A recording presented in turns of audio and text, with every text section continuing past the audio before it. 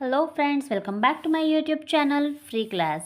CET exam 2026-27નું notification જાહેરનામું બહાર પડી ગયું છે અને તમે તેના ઓનલાઈન ફોર્મ પણ હવે ભરી શકો છો.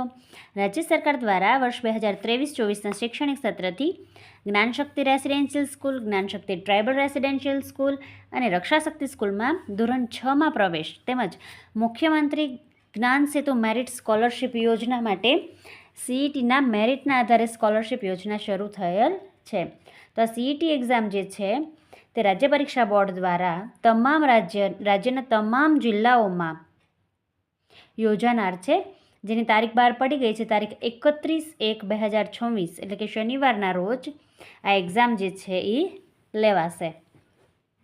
સરકારી અને ગ્રાન્ટેડ કે જે સરકારી, પંચાયત, નગરપાલિકા કે મહાનગરપાલિકા સંચાલિત શાળા હોય, આદિજાતિ વિકાસ વિભાગ હેઠળની સરકારી કે ગ્રાન્ટેડ શાળા હોય, ટ્રાઇબલ એજ્યુકેશન સોસાયટી સંચાલિત શાળા હોય, તો આવી શાળાઓમાં જો ધોરણ 1થી 5નો અભ્યાસક્રમ પૂર્ણ જે બાળકે કરેલો હશે તેને બધી સ્કૂલો જેમ કે Gyanshakti residential school, Gyanshakti tribal residential school અને રક્ષાશક્તિ સ્કૂલ માં ધોરણ 6માં પ્રવેશ જે છે તે મેળવી શકશે. તેમજ મુખ્યમંત્રી જ્ઞાન સેતુ મેરિટ સ્કોલરશિપ યોજના અંતર્ગત તે CETના મેરિટના આધારે મુખ્યમંત્રી જ્ઞાન સેતુ મેરિટ સ્કોલરશિપ પણ તેને આપવામાં આવે છે. આ યોજના અંતર્ગત સ્કોલરશિપનો લાભ જે છે તે ધોરણ 6થી 12 સુધીના અભ્યાસ માટે તેના ઠરાવની જોગવાઈઓ મુજબ મળવાપાત્ર રહેશે. અને જો તમે સ્વનિર્ભર શાળાઓમાં ભણેલા હોય, ધોરણ 1થી 5માં એમાં અભ્યાસ પૂરો કરેલો હોય, તો તમે જે છે ફક્ત રક્ષાશક્તિ સ્કૂલની અંદર જ જે છે તે પ્રવેશ મેળવી શકશો. જાહેરનામું બહાર પડવાની તારીખ છે તારીખ 1 ડિસેમ્બર 2025. જાહેરનામું બહાર પડી ગયું છે. ઉમેદવારો માટે રજિસ્ટ્રેશન ફોર્મ ઓનલાઈન ભરવાનો સમયગાળો તારીખ 2 ડિસેમ્બર 2025થી તારીખ 15 ડિસેમ્બર 2025 સુધી. આ પરીક્ષાની કોઈ પરીક્ષા ફી નથી, એટલે કે નિઃશુલ્ક છે. અને પરીક્ષાની તારીખ મેં આગળ જણાવ્યા મુજબ 31 જાન્યુઆરી 2026 છે. પરીક્ષા માટેની યોગ્યતા મેં તમને જણાવી દીધી કે જો તમે સરકારી કે અનુદાનિત શાળાઓમાં ભણેલા હોય તો તમે જે છે તે રક્ષાશક્તિ સ્કૂલ, જ્ઞાનશક્તિ રેસિડેન્શિયલ સ્કૂલ અને જ્ઞાનશક્તિ ટ્રાઇબલ રેસિડેન્શિયલ સ્કૂલમાં જે છે એ એડમિશન મેળવી શકશો અને સ્કોલરશિપ પણ આપવામાં આવશે. જ્યારે સ્વનિર્ભર એટલે કે ખાનગી શાળાઓમાં જો તમે ધોરણ 5 સુધીનો અભ્યાસ કર્યો હશે તો ફક્ત રક્ષાશક્તિ સ્કૂલની અંદર જ તમે જે છે તે પ્રવેશ મેળવી શકશો. પરીક્ષા ફી તો કે આ CETની પરીક્ષા ફી કંઈ જ નથી, નિઃશુલ્ક છે. કસોટીનું માળખું જોઈ લઈએ. આ કસોટી જે છે તે બહુવિકલ્પ સ્વરૂપની એટલે કે વિવિધ હેતુલક્ષી સ્વરૂપની રહેશે, જેની અંદર MCQ multiple choice question based રહેશે, કે જેની અંદર તમને 4 વિકલ્પો આપેલા હોય તેમાંથી તમારે વિકલ્પ ચૂઝ કરવાનો રહેશે. CETનું પ્રશ્નપત્રમાં તો કે 120 પ્રશ્નો હશે અને 120 ગુણ તેના રહેશે અને તેનો સમય છે તે 150 મિનિટનો રહેશે. CETનું માધ્યમ ગુજરાતી અને અંગ્રેજી બંને ભાષામાં જે છે એ તમે આ પરીક્ષા આપી શકો છો. CET ધોરણ 5ના અભ્યાસક્રમ આધારિત રહેશે, જેમાં ગણિત, ગુજરાતી, અંગ્રેજી, હિન્દી ને પર્યાવરણ આ 5 વિષય જે આવે છે તે 5 વિષયને આધારિત પ્રશ્નો હશે. આ ઉપરાંત તાર્કિક તર્ક ક્ષમતા કસોટી અને જનરલ નોલેજ આધારિત પ્રશ્નો પણ રહેશે. પ્રશ્નો અધ્યયન નિષ્પત્તિની સીધી ચકાસણી કરે તે પ્રકારના પ્રશ્નો રહેશે. ત્યાર પછી તેના ગુણભાર જોઈ લઈએ.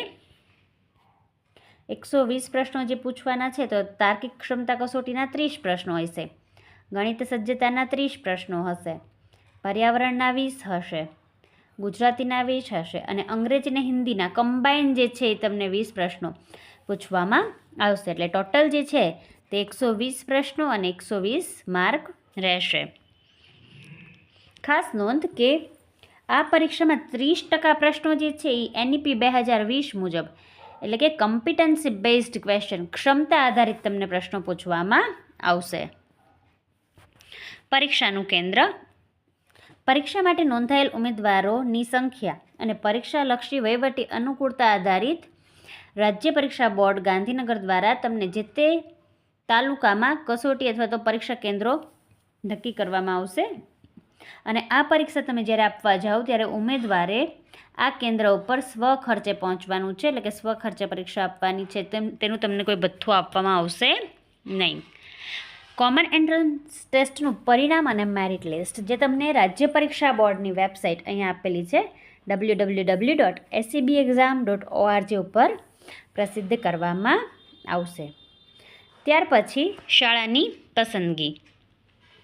તો કે આ કોમન એન્ટ્રન્સ ટેસ્ટના મેરિટના આધારે આ શાળાઓમાં પ્રવેશ તેમજ મુખ્યમંત્રી જ્ઞાન સેતુ મેરિટ સ્કોલરશિપ માટેની પસંદગી માટેની પ્રક્રિયા નિયામક શ્રી શાળાઓની કચેરી દ્વારા નક્કી કરવામાં આવે તે મુજબની રહેશે. ખાસ અગત્યની સૂચનાઓ જોઈ લઈએ કે આ પ્રવેશ પરીક્ષા છે તેના માટે ફક્ત ને માત્ર ઓનલાઈન ફોર્મ જ માન્ય ગણાશે.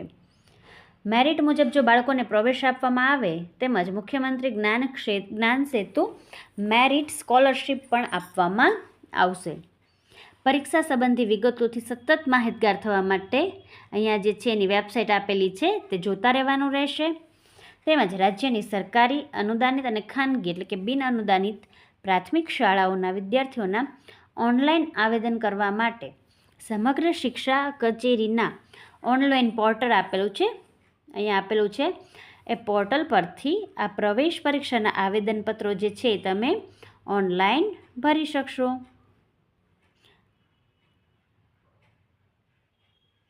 ઓનલાઈન અરજીપત્રકમાં દર્શાવેલ વિગતો અંગે રાજ્ય પરીક્ષા બોર્ડ દ્વારા ખરાઈ કરવામાં આવતી નથી. આથી વ્યક્તિગત માહિતી તેમજ અન્ય વિગત માટે જો કંઈ પણ ખોટું હશે તો એના માટે જે છે વિદ્યાર્થી પોતે જ જવાબદાર રહેશે. આ કસોટી માટે રાજ્ય પરીક્ષા બોર્ડ દ્વારા આવેદનપત્ર ઓનલાઈન ભરાવવામાં આવે છે અને તેમાં જે માહિતી માંગેલ હોય છે તે માહિતીની વિગતો જો વિદ્યાર્થીઓ દ્વારા છુપાવવામાં આવી હોય અથવા ખોટી માહિતીનું બોર્ડને જો માલુમ પડશે કે માહિતી બાળકે આપેલી છે તે ખોટી છે તો વિદ્યાર્થીના પરિણામ રદ કરવાનો નિર્ણય પણ અધ્યક્ષ શ્રી રાજ્ય પરીક્ષા બોર્ડ લેશે અને તેનો નિર્ણય જે છે તે આખરી ગણાશે. આ પ્રવેશ પરીક્ષા જે છે તેના ફોર્મ મોડેલ સ્કૂલ શાળામાં BRC ભવન અને CRC ભવનમાં તથા જે તે વિદ્યાર્થીની પોતાની શાળાઓમાંથી તદ્દન નિઃશુલ્ક ભરવામાં આવશે. અને જે સ્વનિર્ભર શાળાના વિદ્યાર્થી છે જે ખાનગી સ્કૂલોમાંથી આવે છે તે ફક્ત ને માત્ર એડમિશન જે છે તે રક્ષાશક્તિ સ્કૂલમાં જ લઈ શકશે અને તેમાં પણ 25% વિદ્યાર્થીઓને જ પ્રવેશ આપવામાં આવે છે. વિદ્યાર્થીની વેબસાઇટ પર ઓનલાઈન ભરેલ ફોર્મની પ્રિન્ટ કાઢીને તેણે પોતાની પાસે રાખવાની છે. હોલ ટિકિટની જાણકારી જે છે તે આપની શાળામાંથી તમને જણાવવામાં આવશે અને આપના રજિસ્ટર મોબાઈલ નંબર જે છે તેની અંદર તમને SMS દ્વારા પણ જાણ કરવામાં આવશે. અને જો જાણ પણ તમને કદાચ ન થાય તો તમારે જે છે એ સમયે આ વેબસાઇટ અહીંયા આપેલી છે www.secbexam.org તે તમારે ચેક કરતા રહેવું પડશે. વિદ્યાર્થીઓ હોલ ટિકિટ ડાઉનલોડ કર્યા બાદ તેની નીચે અથવા તો તેની પાછળ આપેલી સૂચનાઓનો વિગતવાર અભ્યાસ કરવો અને હોલ ટિકિટ સાથે પરીક્ષા વખતે આપવામાં આવતી OMR સીટના નમૂના પર છાપેલ તમામ સૂચનાઓ જે છે તેનો વિગતવાર અભ્યાસ કરી લેવો જેથી કરીને પરીક્ષા સમયે કોઈ ગૂંચવણ થાય નહીં.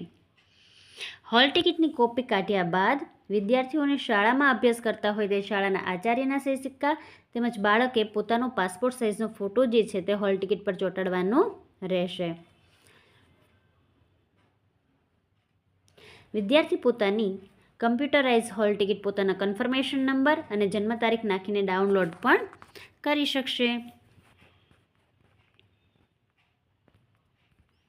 ત્યાર પછી જોઈએ ઓનલાઈન અરજી કરવાની સૂચનાઓ.